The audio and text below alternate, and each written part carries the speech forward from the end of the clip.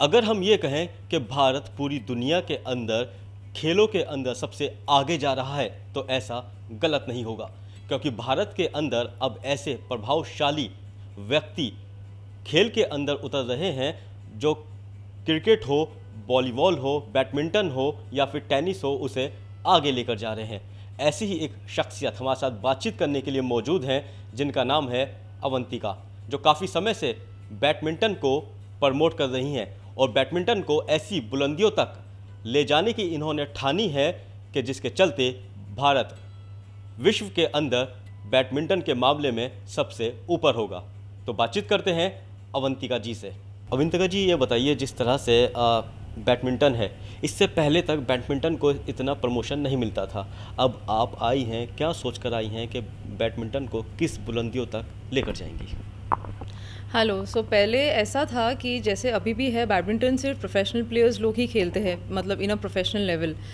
मैं क्या कोशिश कर रही हूँ कि जैसे अपार्ट फ्रॉम प्रोफेशनल प्लेयर्स, जैसे डॉक्टर्स हो गए, I have done doctors tournament, अभी जैसे लॉयर्स, जजेस, everybody who are not professional players, उन सबको मैं साथ लेके आने की कोशिश कर रही हूँ, ताकि हम लोग बैडमिंटन को आगे लेके जाए, सब लोग फिट एंड हेल्दी रहे।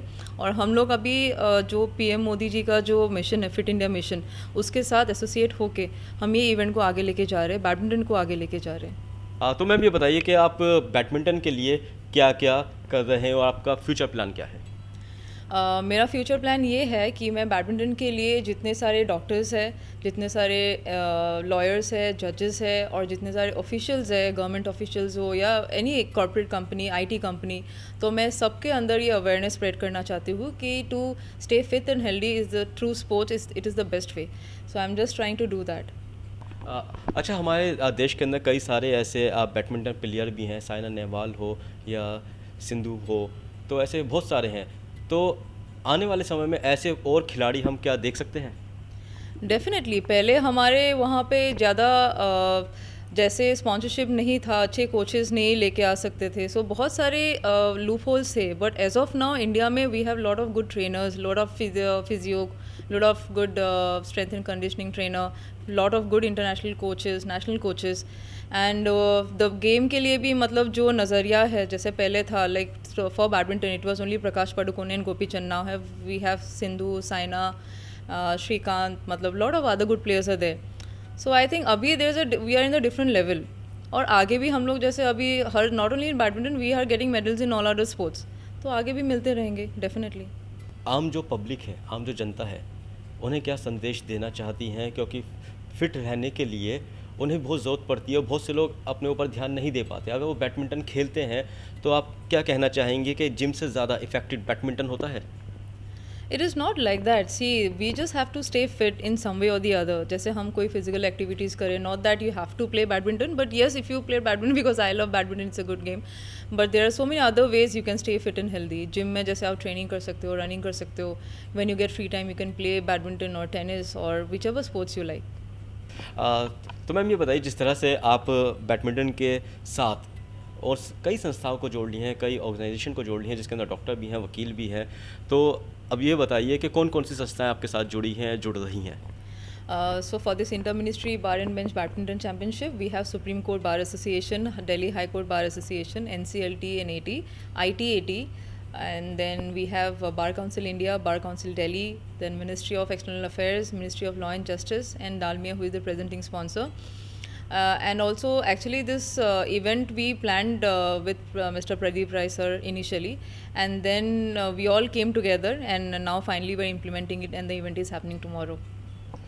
तो मैम, ये बताइए कि बैडमिंटन के अंदर आपको किन किन लोगों ने सपोर्ट किया है?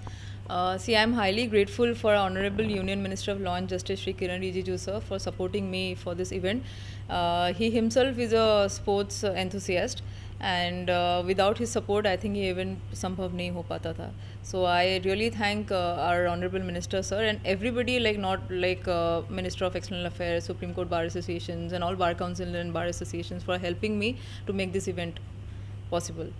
सर, ये बताइए कि जिस तरह से अवंतिका जी हैं, उनसे बातचीत हुई थी, उन्होंने बताया कि वो लॉयर फर्म को भी अपने साथ जोड़ ली हैं और आपका उन्होंने नाम लिया, तो आप किस तरह से प्रमोट करेंगे सर? देखिए, ऐसा है कि अवंतिका में बड़ी ताकत है। She is very energetic girl, और ये दुर्भाग्य से इनके पैरों में चोट लग गई, तो इनका खेलने का जो कैरियर था वो रुक गया। लेकिन इसके बावजूद मैं बधाई दूंगा इसको कि इन्होंने बहुत ही कोशिश करके स्पोर्ट्स में जो नए तरह के लोग आ सकते हों, जैसे कि आप देखिए प्रोफेशनल्स हैं जिसके अंदर कि ऐसे लोग, इनके पास टाइम नहीं है खेलने के लिए, ऐसे ऐसे लोगों को जोड़ के, डॉक्टर्स को, इंजीनियर्स को, लॉयर्स को, सीएस को और मिनिस्ट्रीज़ को जोड़ के एक अलग तरह का ये बैडमिंटन टूर्नामेंट करा रही हैं और ये कराती रहती हैं। ये जो ट्रेनिंग का पार्ट है, खेलने की क्षमता है, ये सब जोड़ के मैं तो कहता हूँ कि ये इतनी एनर्जी थी कि जब ये मेरे पास पहली बार आई मिलने के लिए तो मैंने इनसे कहा कि एक लॉयर्स का भी कराओ और इस तरह से कराओ।